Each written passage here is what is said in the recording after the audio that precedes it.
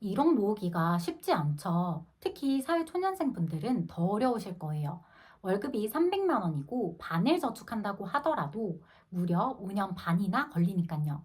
게다가 1억이라는 돈이 아파트를 살 수 있는 금액도 아니고 은퇴를 할 수 있는 금액도 아니다 보니 과연 이 목표가 의미가 있을까 고민하시는 분들도 꽤 계신 것 같아요. 저도 그런 고민을 했었는데요.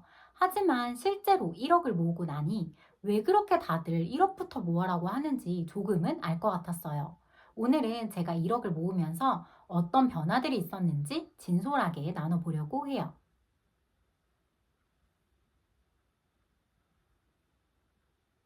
안녕하세요. 은공입니다. 1억을 모으고 난 후 첫 번째 변화는요. 돈이 불어나는 속도가 빨라졌다는 거예요. 이 변화는 계산해 볼 수 있는데요. 매달 150만 원씩 모으면서 연 5% 수익률로 투자했다고 가정했을 때 우리의 자산이 어떻게 불어나는지 계산해 봤어요. 첫 1억까지는 4년 8개월이 걸리는데요. 2억까지는 3년 7개월, 3억까지는 2년 11개월이 걸립니다. 복리의 마법이 시작되면서 자산이 증가하는 속도가 점점 빨라지는 거죠. 더 놀라운 건 그 다음인데요. 4억은 2년 7개월, 5억은 2년 4개월, 이런 식으로 가다 보면 결국 10억까지는 25년 3개월이 걸립니다. 수익률을 높이거나 모아가는 금액을 늘리게 되면 이 속도는 더 빨라질 수 있고요. 이건 단순한 계산이고 제가 실제로 돈을 모으고 불리다 보니 이렇게 증가하지는 않더라고요. 투자를 해서 손해를 보는 그런 해도 있으니까요. 하지만 장기적으로 보면 이런 방향으로 나아가는 건 확실한 것 같아요. 1억을 모으는 시간보다는 2억을 모으는 시간이 더 짧았거든요. 그래서 가장 중요한 건 빨리 시작하시는 게 좋아요. 종잣돈이 모이게 되면 그때부터는 시간이 여러분의 편이 돼서 돈을 불려줄 거거든요. 잠깐 여기서 꼭 말씀드리고 싶은 게 하나 있는데요. 방금 복리의 놀라운 효과를 보여드렸잖아요.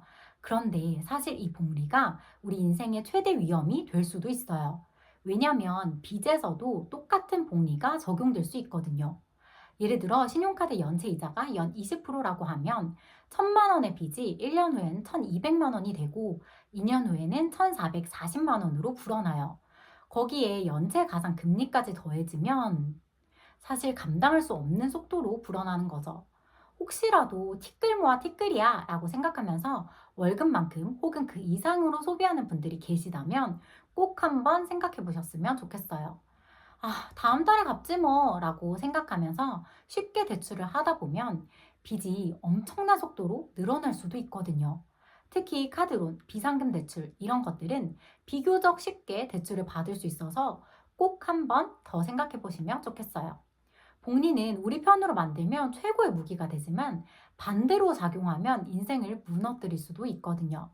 대출이 무조건 나쁘다는 게 아니라 잘못된 소비 습관으로 대출을 잘못 쓰게 되면 큰 문제가 될 수 있다는 걸 공유드리고 싶었습니다.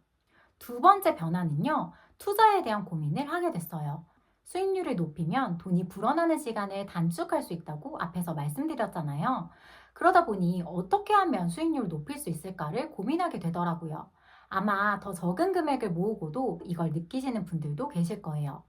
1억이라는 돈이 생겼는데 이걸 예금에만 두기엔 이자가 붙는 속도가 너무 더디다고 느꼈어요.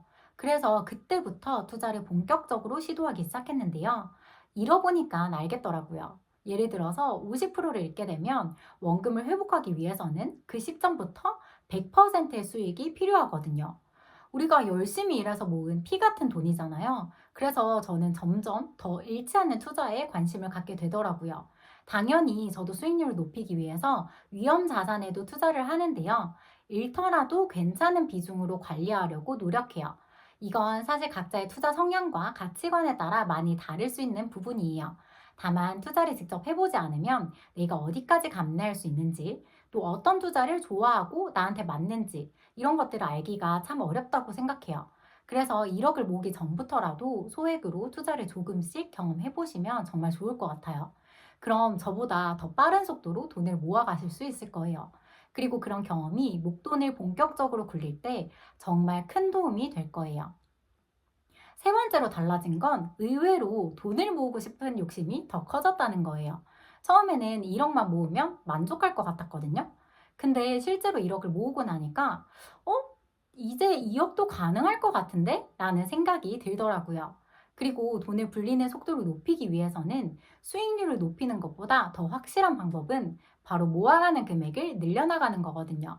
또 어떻게 돈을 모아야 할지도 좀 알 것 같고, 목표를 달성했다는 생각에 자신감도 생겼어요. 그러다 보니 더 높은 목표를 세우게 되더라고요. 처음에는 막연했던 2억, 3억이 현실적인 목표가 된 거죠. 소비 역시 가치관의 문제라 정답이 있다고 생각하지는 않아요. 다만 돈을 모으기 위해서는 정도의 차이가 있을 뿐 전략이라는 건 거의 필수적인 요소라고 생각하는데요. 여러분들 휴대폰만 키더라도 인스타에서 유튜브에서 각종 물건과 서비스가 좋다면서 마케팅 기술을 동원해서 소비하도록 현혹하잖아요.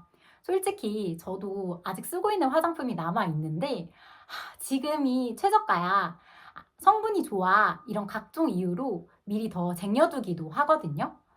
이렇게 매 순간 흔들리지만 그럼에도 진짜 나에게 필요한 것인지 더 의미 있게 쓸 수 있는 방법이 없는지 검열하려고 노력해요. 이 과정에서 스스로를 통제할 수 있는 능력도 키워지는 것 같고요.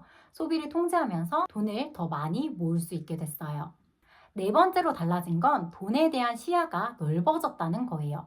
예전에는 월급 모으기에만 집중했었는데요. 이제는 다양한 수입원에 대해 고민하게 됐어요. 사실 월급은 한계가 있잖아요. 아무리 열심히 일해도 하루는 24시간이고 매달 고정된 금액만 받을 수 있죠.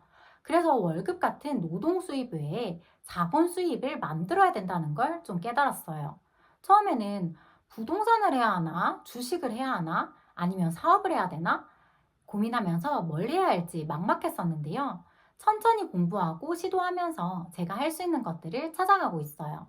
장기적으로는 배당금, 임대료처럼 일하지 않아도 들어오는 수입을 만들려고 해요. 확실히 돈을 바라보는 관점이 달라지더라고요.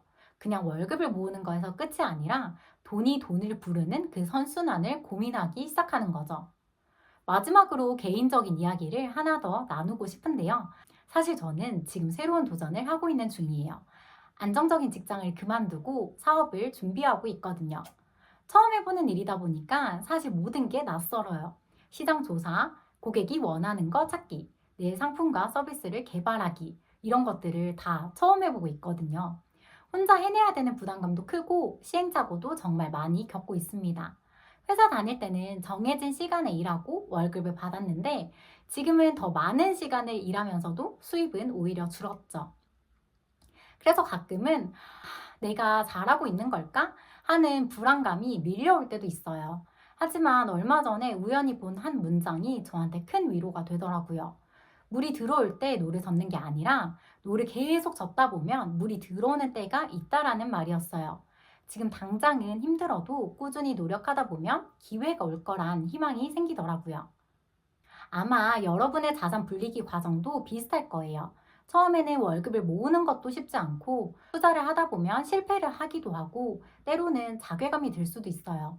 하지만 포기하지 않고 꾸준히 노력하다 보면 분명 우리도 그 물이 들어오는 순간을 맞이할 수 있을 거예요. 지금 이 순간에도 열심히 노력하고 계신 여러분들도 힘을 얻어 가셨으면 좋겠어요. 오늘 제가 나눈 이야기가 여러분들이 1억을 모아야겠다는 목표를 세우게 되는 계기가 되었으면 좋겠어요. 돈을 모으는 건 단순한 숫자 게임이 아니라 우리의 삶을 더 나은 방향으로 이끄는 여정이라고 생각하니까요. 아직 이 여정을 시작하지 않은 주변 분들에게도 이 이야기가 닿을 수 있도록 여러분의 구독과 좋아요 부탁드립니다.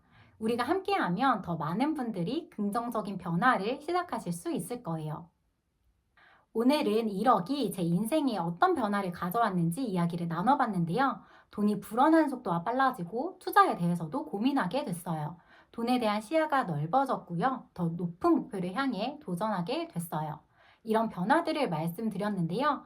제 채널에는 세금을 절약하는 법, 정부 지원 금융 상품을 활용하는 법, 적은 금액으로 시작하는 분산 투자 방법 등 실용적인 금융 상품 활용 방법에 대한 영상들이 많이 준비되어 있어요. 앞으로도 이런 이야기들을 더 나눌 예정이고요.